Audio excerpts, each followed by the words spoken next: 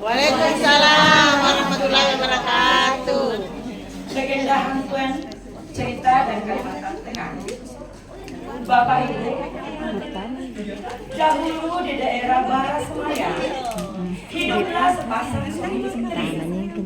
Mereka memiliki seorang anak perempuan yang sangat cantik. Anak itu bernama Tapi. Suatu hari, Tapi sedang mandi di sungai. Tiba-tiba topinya jatuh dan hanyut. Melihat hal itu, Tapi segera pulang.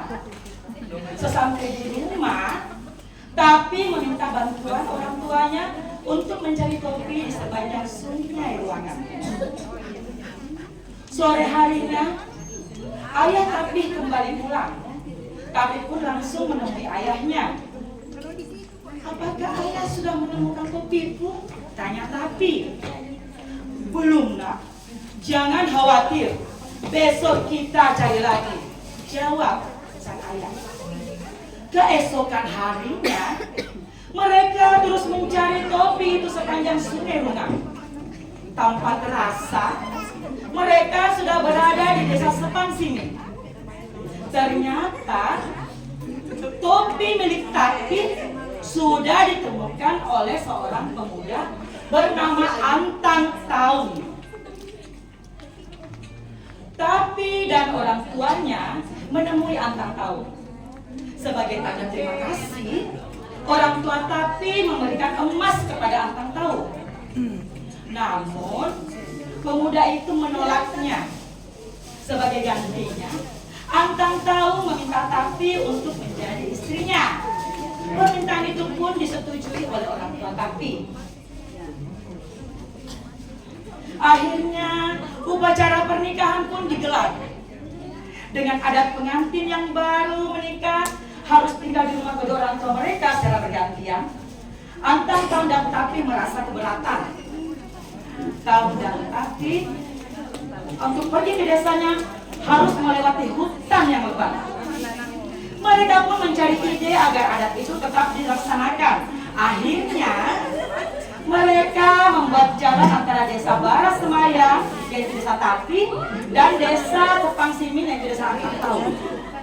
Ketika sedang membuat jalan, ada kejadian aneh. Setiap hari, selalu ada barang atau makanan untuk pekerja yang hilang dicuri. Akhirnya, para pekerja mempunyai ide untuk menjebak sang pencuri.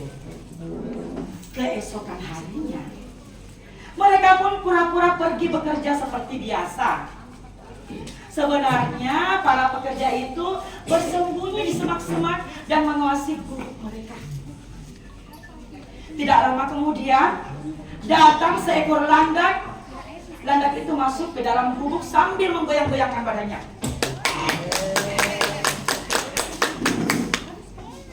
Tiba-tiba, landak itu berubah menjadi apa, Bapak Ibu?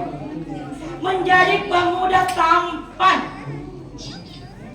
Melihat hal itu, para pekerja langsung menangkap makhluk jadi-jadian itu. Hai!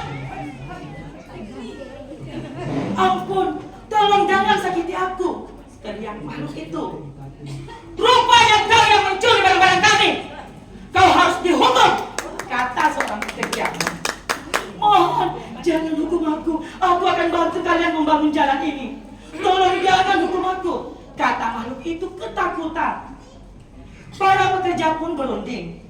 Akhirnya mereka setuju untuk membiarkan pemuda itu membantu membangun jalan. Ternyata Bapak Ibu, pemuda itu sangat sakti. Dalam waktu 3 hari, jalan itu sudah selesai dibangun.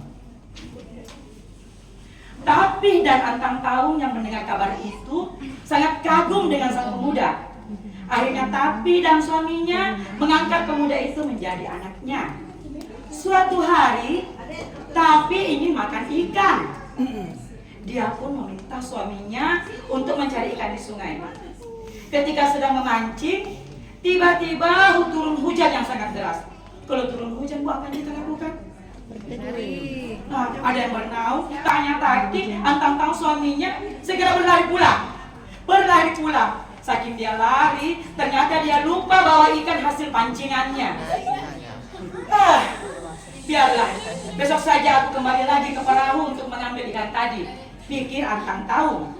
Keesokan harinya, Antang Taung kembali ke perahu untuk mengambil ikan. Sesampai di perahu, apa yang terjadi? Antang Taung merasa terkejut. Dia melihat ikan di perahunya sudah berubah menjadi seorang bayi perempuan. Antang Taung lalu membawa bayi tersebut pulang. Dia dan istrinya memutuskan untuk mengangkat bayi itu sebagai anak. Hari berganti hari, bayi perempuan itu sudah menjadi gadis dewasa. Tak disangka, kedua anak-anak Tapi dan Antang Taung itu saling suka. Melihat hal itu, Antang Taung dan Tapi menikahkan mereka. Kedua makhluk jadi-jadian itu akhirnya menjadi keluarga yang bahagia. Namun, kebahagiaan itu ternyata tidak berlangsung lama, Bapak Ibu. Ketika sang istri melahirkan anak pertama, tak lama kemudian anak itu meninggal. Sedihnya. Menurut adat setempat, orang yang sudah meninggal harus dikubur terlebih dahulu, setelah itu makamnya digali dan tulang dibakar agar masuk surga katanya. Upacara pembakaran itu dinamakan dengan istilah tiwah. Suami istri itu ingin jasad anaknya ditiwah karena ingin masuk surga. Namun ketika kuburan sang anak digali, bukan tulang manusia yang mereka temukan, Bapak Ibu, tapi tulang ikan dan landak. Masyarakat pun ramai-ramai membicarakan kejadian itu. Viral. Karena malu, akhirnya suami istri itu pergi dari desa Sepangsingmin. Mereka tinggal di dalam hutan belantara.